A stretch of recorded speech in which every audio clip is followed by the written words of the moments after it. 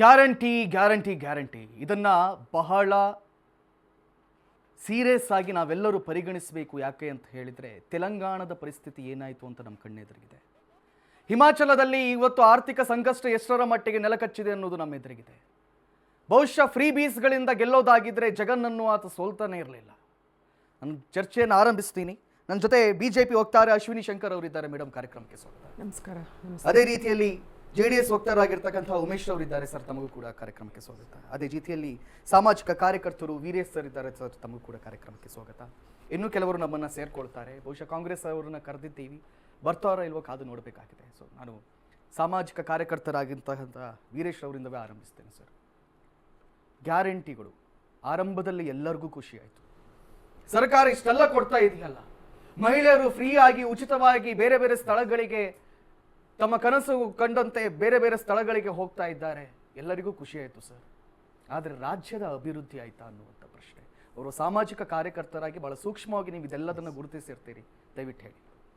ಇವಾಗ ಈ ಗ್ಯಾರಂಟಿ ಸ್ಕೀಮ್ಗಳಿಗೆ ಇವಾಗ ವರ್ಷಕ್ಕೆ ಸುಮಾರು 60,000 ಕೋಟಿ ರೂಪಾಯಿಗಳನ್ನು ಖರ್ಚು ಮಾಡ್ತಾ ಇದ್ದಾರೆ. ಇದರಲ್ಲಿ ಗೃಹಲಕ್ಷ್ಮಿಯಲ್ಲಿ ಸುಮಾರು 1.24 ಕೋಟಿ ಮಹಿಳೆಯರಿಗೆ ಇವತ್ತು 2,000 ರೂಪಾಯಿ ಹಣ ಬರ್ತಾ ಇದೆ. ಅಂದರೆ 40% ಏನು ಮಹಿಳೆಯರಿದ್ದಾರೆ ಅವರಿಗೆ ಸಿಗ್ತಾ ಇರ್ತಕ್ಕಂಥದ್ದು. ಇದು ಒಂದು ಒಳ್ಳೆಯ ಸ್ಕೀಮ್. ಇದನ್ನು ನಾವು ಖಂಡಿತ ಸರಿಯಾಗಿ ಆಗಿದೆ. ಬಟ್ ಅಲ್ಲೂ ಕೂಡ ಏನಾಗಿದೆ, ಅಲ್ಲಿ ನೀವೊಂದು ನಿಯಮಗಳನ್ನು ರೂಪಿಸಿ. ಈಗ ಲಕ್ಷಾಂತರ ರೂಪಾಯಿ ಇನ್ಕಮ್ ಟ್ಯಾಕ್ಸ್ ಕಟ್ಟೋರಿಗೂ ಕೂಡ ನೀವು ಈ ಥರದ್ದು ಸ್ಕೀಮ್ಗಳನ್ನು ಕೊಡ್ತಕ್ಕಂಥದ್ದು ಸರಿಯಲ್ಲ. ಇವಾಗ ಇವನ್ನೆಲ್ಲ ನೋಡಿದಾಗ ಏನಾಗ್ತಾ ಇದೆ, ಸುಮಾರು 23-24 ಇದುವರೆಗೂ ಕೂಡ 1.2 ಲಕ್ಷ ಕೋಟಿ ರೂಪಾಯಿಗಳ ಹಣ ಈ ಗ್ಯಾರಂಟಿ ಸ್ಕೀಮ್ಗಳಿಗೆ ಹೋಗಿರ್ತಕ್ಕಂಥದ್ದು. ಹೀಗಾಗಿ ಇದರಿಂದ ಏನಾಗಿದೆ, ನಮ್ಮ ಡೆಫಿಸಿಟ್ 60,000 ಕೋಟಿ ರೂಪಾಯಿ ಇವತ್ತು ಬಂದಿರತಕ್ಕಂಥದ್ದು. ಯಾವುದು ನಮ್ಮ ಫೈನಾನ್ಷಿಯಲ್ ಡೆಫಿಸಿಟ್ ಬಂದಿರತಕ್ಕಂಥದ್ದು ಸುಮಾರು 60,000 ಕೋಟಿ ರೂಪಾಯಿಗಳು. ಇದರಲ್ಲಿ ಭಾಳ ದುರುಪಯೋಗ ಆಗ್ತಾ ಇರತಕ್ಕಂಥದ್ದು ಶಕ್ತಿ ಯೋಜನೆ. ಇವತ್ತು ಭಾಳಷ್ಟು ದುರುಪಯೋಗ ಆಗ್ತಾ ಇದೆ. ಶಕ್ತಿ ಯೋಜನೆಗೆ ಎಲ್ಲ ಇದಕ್ಕೂ ಕೂಡ ಲಕ್ಷ ಇರುವವರು ಇವತ್ತು ಫ್ರೀ ಬೀಸ್ಗಳನ್ನು ತಗೊಳ್ತಾರೆ ಸರ್. ಅದಕ್ಕೆ ಇವತ್ತು ಕೂಡ ನೋಡಿ, ಸುಧಾಮ್ ದಾಸ್ ಅವರು ಅದನ್ನು ಸದನದಲ್ಲೂ ಕೂಡ ಎತ್ತಿದ್ದಾರೆ. ನಿಯಮಗಳನ್ನು ರೂಪಿಸಿ. ಯಾಕೆ ಶ್ರೀಮಂತರಿಗೆ, ಯಾಕೆ ಸದಾಶಿವನಗರದಲ್ಲಿರ್ತಕ್ಕಂಥ ಶ್ರೀಮಂತರಿಗೆ ಯಾಕೆ ಉಚಿತ ವಿದ್ಯುತ್? ಇದು ಏನಾಗಿದೆ, ಎಲ್ಲರಿಗೂ ಕೊಟ್ಟು ಇದು ಹಾಳಾಗಿದ್ದು. ಇದು ಯಾವುದೇ ಒಂದು ಬೆನಿಫಿಟ್, ಇದು ನಾವು ಟಾರ್ಗೆಟೆಡ್ ಕಮ್ಯುನಿಟಿ ಅಂತ ಹೇಳ್ತೀವಿ. ಯಾರಿಗೆ ನಿಜವಾಗ್ಲೂ ಸೇರಬೇಕೋ ಅಂಥವ್ರಿಗೆ ಸೇರಬೇಕೇ ಹೊರತು ಎಲ್ಲರಿಗೂ ಕೊಡ್ತಕ್ಕಂಥ ಅವಶ್ಯಕತೆ ಇಲ್ಲ. ಇದರಿಂದ ಏನಾಗಿದೆ, ರಾಜ್ಯದ ಆರ್ಥಿಕ ಸ್ಥಿತಿಯ ಮೇಲೆ ಭಾಳಷ್ಟು ಹೊರೆಯಾಗಿರ್ತಕ್ಕಂಥದ್ದು. ರಾಜ್ಯ ಸರ್ಕಾರದ ಇತ್ತೀಚಿನ ಅವರ ಅಂಕಿಅಂಶಗಳ ಪ್ರಕಾರ 7.65 ಲಕ್ಷ ರೂಪಾಯಿಗಳ ಕೋಟಿ ಸಾಲ ಇವತ್ತು ಸರ್ಕಾರ ಮಾಡಿರ್ತಕ್ಕಂಥದ್ದು. ಟೋಟಲ್ ಸಾಲ ಬಾಕಿ ಇರ್ತಕ್ಕಂಥದ್ದು ಅಂದರೆ 2 ವರ್ಷದ ಬಜೆಟ್ನಲ್ಲಿ ಇರ್ತಕ್ಕಂಥದ್ದು. ಗ್ಯಾರಂಟಿ ಸ್ಕೀಮ್ಗಳಿಗೋಸ್ಕರ ನಮ್ಮ ಬಜೆಟ್ನ 15% ಹಣ ಇವತ್ತು ಹೋಗ್ತಾ ಇದೆ. 15%. ಇಲ್ಲಿ ನೀವು ನಿಯಮಗಳನ್ನು ರೂಪಿಸಿ. ಆದರೆ ಇದನ್ನು ಗ್ಯಾರಂಟಿ ಸ್ಕೀಮ್ಗಳನ್ನು ತೆಗಿಬೇಕು ಅಂತ ಹೇಳ್ತಾ ಇಲ್ಲ. ನಿಯಮಗಳನ್ನು ರೂಪಿಸಿ ಫಲಾನುಭವಿಗಳಿಗೆ ಯಾರಿಗೆ ತಲುಪಬೇಕು ಅವರಿಗೆ ಮಾತ್ರ ತಲುಪುವಾಗ ಮಾಡಿ. ಆವಾಗ ಏನಾಗ್ತದೆ, ಸರ್ಕಾರಕ್ಕೆ ಸುಮಾರು ಒಂದು 30,000 ಕೋಟಿ ರೂಪಾಯಿ ಉಳಿತದೆ. ಅಂದರೆ ಈಗ ಖರ್ಚು ಮಾಡ್ತಾ ಇರ್ತಕ್ಕಂಥದ್ದಕ್ಕಿಂತ 50%.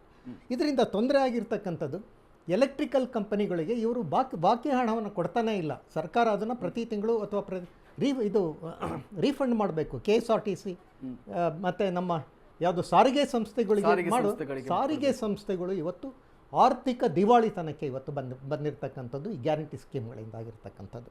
ಹೀಗಾಗಿ ಸರ್ಕಾರ ಏನಾಗಿದೆ, ಆದರೆ ಸುಮಾರು ಹೇಳ್ತಾ ಇರೋದು ಇವಾಗ ನಾವು 60,000 ಕೋಟಿ ರೂಪಾಯಿ 50,000 ಕೋಟಿ ರೂಪಾಯಿ 52,000 ಹೇಳಿದ್ದಾರೆ ಪ್ರತಿ ವರ್ಷ ಖರ್ಚು ಮಾಡಬೇಕು ಅಂತ. ಆದರೆ ಇವತ್ತು ನಮ್ಮಲ್ಲಿ ಏನಾಗಿದೆ, ಇವತ್ತು ಶಾಸಕರು ಯಾಕೆ ಕೂಗನ್ನು ಇಳಿಸ್ತಾ ಇದ್ದಾರೆ ಅಂತಂದರೆ, ಸುಮಾರು 1 ಲಕ್ಷ ಕೋಟಿ ರೂಪಾಯಿಗಳಷ್ಟು ಹಣ ಏನಾಗ್ತಾ ಇತ್ತು, ಕಾಮಗಾರಿಗಳಿಗೆ ಹೋಗ್ತಾ ಇತ್ತು. ಈ ಕಾಮಗಾರಿಗಳಲ್ಲಿ ಹಣ 1 ಲಕ್ಷ ಕೋಟಿ ಹೋದರೆ ಅದು ಕೊನೆಗೆ ಜನಗಳಿಗೆ ತಲುಪ್ತಾ ಇದ್ದಿದ್ದು 20% 30%. ಇದರಲ್ಲಿ ಏನಾಗಿತ್ತು, ಬಹುಪಾಲು ಹಣ ನಮ್ಮ ಜನಪ್ರತಿನಿಧಿಗಳು ಹೊಡಿತಾ ಇದ್ರು, ಅಧಿಕಾರಿಗಳು ಹೊಡಿತಾ ಇದ್ರು, ಕಾಂಟ್ರಾಕ್ಟರ್ಗಳು. ಅಂದರೆ ಮಧ್ಯದಲ್ಲೇ ಲೂಟಿಯಾಗಿ ಕೇವಲ ಜನಗಳಿಗೆ ಸೇರ್ತಾ ಇದ್ದಿದ್ದು 20-30%. ಅವರಿಗೆ ಬರ್ತಕ್ಕಂಥ ಇವತ್ತೇನಾಗಿದೆ, ಇನ್ಕಮ್ ಇವತ್ತು ಕಮ್ಮಿ ಆಗೋಗಿದೆ. ಹೀಗಾಗಿ ಅವರು ಇವತ್ತು ಒಂದು ಕೂಗನ್ನು ಹೇಳ್ತಾ ಇದ್ದಾರೆ, ಅಭಿವೃದ್ಧಿ ಕಾರ್ಯಗಳು ಆಗ್ತಾ ಇಲ್ಲ ಅಂತೇಳಿ. ಆದರೆ ನೀವು ಹೇಳಿದ ಪಾಯಿಂಟ್ ಕರೆಕ್ಟ್ ಸರ್. ಯಾಕಂತ ಹೇಳಿದ್ರೆ ಈ ಶಾಸಕರು ಸಚಿವರುಗಳು ಏನು ಮೀಟಿಂಗ್ ಮಾಡ್ತಾ ಇದ್ದಾರೆ, ಇದರಲ್ಲಿ ಅಭಿವೃದ್ಧಿ ಕಾರ್ಯಗಳು ಯಾಕೆ ಅಷ್ಟು ಸೀರಿಯಸ್ ಆಗಿ ಈಗ ಅವರಿಗೆ ನಮ್ಮ ಕ್ಷೇತ್ರವನ್ನು ಅಭಿವೃದ್ಧಿ ಮಾಡಬೇಕು ಅಂತ ಬಂತು ಅಂತ ಆದ್ರೆ ಕಮಿಷನ್ ತಪ್ಪು ಹೋಗಿದೆ, ಅವರಿಗೆ ಬರ್ತಕ್ಕಂಥ ಕಮಿಷನ್ ತಪ್ಪು ಹೋಗಿದೆ, ಪರ್ಸೆಂಟೇಜ್ ತಪ್ಪು ಹೋಗಿದೆ. ಆದರೆ ಸರ್, ಭ್ರಷ್ಟಾಚಾರವನ್ನು ನೀವು ಕಮ್ಮಿ ಮಾಡಿದರೆ ಅಲ್ಲಿ ಹೋಗ್ತಕ್ಕಂಥ 30-40 ಸಾವಿರ ಕೋಟಿ ರೂಪಾಯಿ ಇದೆ, ಅದನ್ನು ನೀವು ಉಳಿಸ್ಬೋದು. ಮತ್ತು ಇದರಲ್ಲಿ ಏನು ಗ್ಯಾರಂಟಿ ಯೋಜನೆಯಲ್ಲಿ, ಶಕ್ತಿ ಯೋಜನೆಯಲ್ಲಿ ಖಂಡಿತ ಶ್ರೀಮಂತರಿಗೆ ಕೊಡ್ತಕ್ಕಂಥ ಅವಶ್ಯಕತೆ ಇಲ್ಲ. ಮತ್ತು ಇದು ಅಲ್ಲ, ಶಕ್ತಿ ಯೋಜನೆಯಲ್ಲಿ ಏನಾಗಿದೆ, ಹೆಣ್ಣು ಮಕ್ಕಳಿಗೆ ಹೋಗ್ತಕ್ಕಂಥದ್ದು ನೀವು ಅದಕ್ಕೊಂದು ಲಿಮಿಟನ್ನು ಹಾಕಿ, ಪ್ರತಿ ತಿಂಗಳಿಗೆ ಎಲ್ಲದಕ್ಕೂ ಒಂದು ಲಿಮಿಟ್ ಇದೆ, ಹೇಗೆ ಆಮೇಲೆ ಎಲ್ಲರಿಗೂ ಕೊಡ್ತಕ್ಕಂಥ ಅವಶ್ಯಕತೆ ಇಲ್ಲ. ಯಾರಿಗೆ ಅವಶ್ಯಕತೆ ನೋಡಿ, ಇವತ್ತು ಶಕ್ತಿ ಯೋಜನೆಯಿಂದ ಏನಾಗಿದೆ ಅಂದರೆ ಶಾಲಾ ಮಕ್ಕಳು ಬಸ್ಸನ್ನು ಹತ್ತಲಿಕ್ಕೆ ಆಗ್ತಾ ಇಲ್ಲ ಅಂಥ ಪರಿಸ್ಥಿತಿ. ಮತ್ತು ಇವತ್ತು KSRTC ಮತ್ತು ಇವು ನಮ್ಮ ಸಾರಿಗೆ ಸಂಸ್ಥೆಗಳು ಯಾವ ಮಟ್ಟಿಗೆ ಬಂದಿದೆ ಅಂದರೆ ಹೊಸ ಬಸ್ಸುಗಳನ್ನು ಖರೀದಿ ಮಾಡಲಾಗದಲೇ ಹೊಸ ಮಾರ್ಗಗಳಿಗೆ ಬಸ್ಸುಗಳನ್ನೇ ಹಾಕ್ಲಿಕ್ಕೆ ಆಗ್ತಾ ಇಲ್ಲ. ಮತ್ತೆ ಹಲವಾರು ರೂಟ್ ಬಸ್ಸುಗಳು ಬಸ್ ಸ್ಟಾಪ್ಗಳಲ್ಲಿ ಸ್ಟಾಪೇ ಕೊಡ್ತಾ ಇಲ್ಲ, ಯಾಕಂದ್ರೆ ಅಷ್ಟು ತುಂಬ ಬಿಟ್ಟಿದೆ. ನಾನು ನಿಮ್ಮ ಹತ್ರ ಮಾತಾಡಿಸ್ತೀನಿ ಸರ್, ನಾನು ಮಾತಾಡಿಸ್ತೀನಿ.